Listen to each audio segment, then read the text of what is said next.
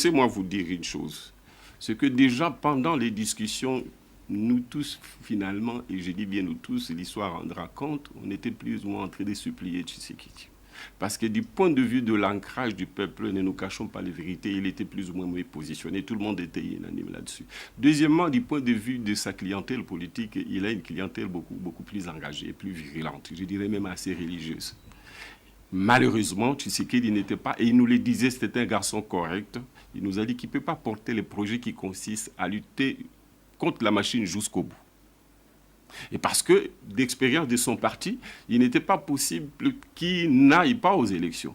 Si Kabila maintenait la machine à voter, il serait obligé d'aller aux élections. Pourquoi? Parce que la notion du boycott, dans ce parti, on en a l'expérience. Il s'est passé donc, par exemple, nous disait-il, qu'en 2006, ils ont demandé les boycotts d'abord de la Constitution. Le peuple est allé voter pour la Constitution. D'abord voter, ensuite pour la Constitution. Ensuite, ils ont demandé qu'on n'aille pas aux élections. Le peuple est allé aux élections et ils se sont retrouvés dans une situation où finalement c'était un peu comme un reniement du peuple. En 2011, même chose, ils sont quand même allés aux élections. Pour eux, il y avait fraude. Et c'est probable qu'il y avait fraude.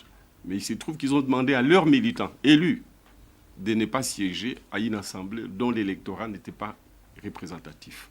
Mais leurs députés sont allés. Ils se posent la question, cette fois-ci, comment ils peuvent demander au peuple de ne pas aller aux élections et espérer que le peuple va aller. Voilà ce qu'ils disaient. De sorte que, d'ailleurs, c'est un accident qui avait que finalement, c'est lui qui portait les projets du rejet de la machine et du rejet du fichier corrompu.